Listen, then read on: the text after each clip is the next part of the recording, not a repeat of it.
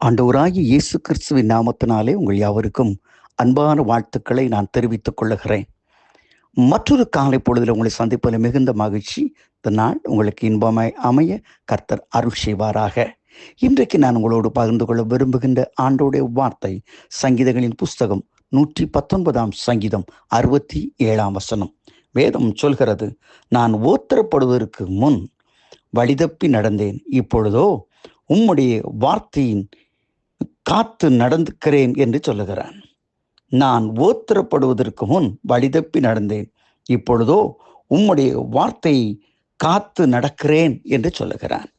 என் அன்புக்குரிய சகோதர சகோதரிகளே, ஆண்டோடைய வார்த்தை அல்லது ஆண்டோடைய செயல் நம்முடைய வாழ்க்கையை மாற்றி அமைக்கக்கூடியதாக இருக்கிறது. நாம் தவறான வழிகளுக்கு போகும் பொழுது கர்த்தர் நம்மை அறிவுறுத்துகிறார். இது என்ன, நீ செய்தது என்ன என்றெல்லாம் நம்மை உணர்த்தி நம்முடைய வாழ்க்கையை மாற்றி அமைக்க விரும்புகிறார். விசேஷ விதமாய் வேதாகமத்திலே வாசித்து பாருங்கள். எத்தனை பேர் வழிக்க மார்க்க மாறி போகும் பொழுது ஆண்டவர்கள் வலியுறுத்துகிறார். அன்றைக்கு ஆகார் தன்னுடைய நாச்சியார் தன்னுடைய கொடுமைப்படுத்தவருடைய சொல்லாமல் ஓடி வருகிறாள். அங்கே கர்த்தருடைய பிரச்சனை இடைப்பட்டு, நீ மறுபடியும் போமா, அவளுக்கு அடங்கிரு என்று சொல்லி தேவையான தண்ணீரை கொடுத்து அனுப்பி வைக்கிறார். அவள் சொல்கிறார், நீர் என்னை காண்கிற தேவன் என்று சொல்லி வாழ்க்கை மாற்றி அமைக்கிறார்.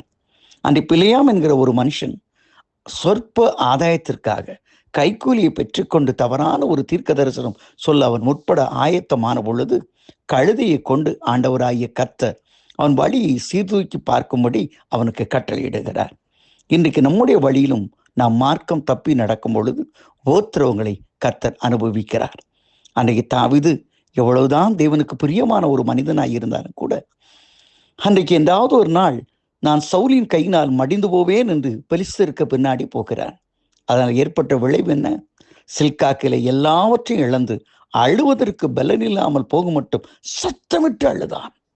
ஆண்டுடைய சமூகத்தில் திரும்பின பொழுது கர்த்தர் புதிய வழி அவனுக்கு திறந்து கொடுத்து அவனை ஆசீர்வதிக்கிறார். உன்னுடைய வழியும் கூட கர்த்தரால் மாற்றி அமைக்க முடியும். அந்த சாஸ்திரிகள் கர்த்தரை தொழுது கொண்ட பொழுது ஆண்டவராகிய கர்த்தர் அவனுக்கு சொன்ன ஒரு சாஸ்திரிகளுக்கு சொன்ன வார்த்தை என்ன? நீங்கள் கடந்து வந்த வழியின்படி அல்ல, வேறு பாதையிலே செல்லுங்கள் என்று வழியை மாற்றி அமைக்கிறார். சவுல் என்கிற வாலிபன் அன்னைக்கு தேவ ஜனங்களை துன்பப்படுத்த வேண்டும் என்று சொல்லி அவன் புறப்பட்டு வந்த பொழுது அவன் மார்க்கத்தை கர்த்தர் மாற்றி அமைத்து சவுலை பவுலாக மாற்றி தேவனுக்கு ஊழியம் செய்கிற ஊழியனாய் மாற்றி அமைக்கவில்லையா? இன்றைக்கு உன் வாழ்க்கையில் சில உபத்திரவங்கள் வந்தது உண்மைதான், வேதனை வந்தது உண்மைதான். எதற்காக? சில நேரங்களிலே கர்த்தர் நம்முடைய வழி அருகே நிற்கிறார். நாம் போகிற வழி சரியில்லை என்று சொல்லும் பொழுது வழிகளை அடைக்கிறார். நாம் முன்னே போக முடியாமல் தத்தளிக்கிறோம், போராடுகிறோம், கண்ணீர் விடுகிறோம். ஐயா, எனக்கு ஏன் இந்த போராட்டம் என்று சொல்லுகிறோம் என்றால் ஆண்டவர் சொல்கிறார் அல்லவா, நான் உனக்கு போதித்து நடக்க வேண்டிய வழியை காட்டுவேன், உன் மேல் என் கண்களை வைத்து ஆலோசனை சொல்வேன் என்று சொன்ன தேவனாகிய கர்த்தர் உங்கள் வழிகளை செவ்வையான பாதையிலே நடத்த விரும்புகிறார்.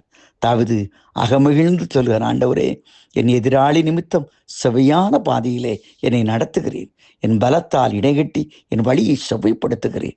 இன்றைக்கு ஒருவேளை நம்முடைய வாழ்க்கையில் உபத்திரவங்களை ஏன் அனுபவித்திருக்கிறார்? நம்முடைய வாழ்க்கையில் ஒரு மாறுதலை செய்ய விரும்புகிறார்.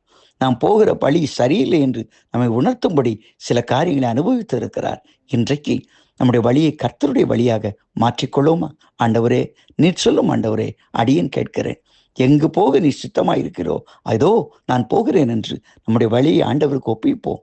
கர்த்தருக்கு உன் வழியை ஒப்புவித்து அவர் மேல் நம்பிக்கையாயிரு. அவரே உன் காரியத்தை வாக்கிய பண்ணுவார். ஒப்பு கொடுப்போமா? அவருடைய வழியிலே நடப்போமா?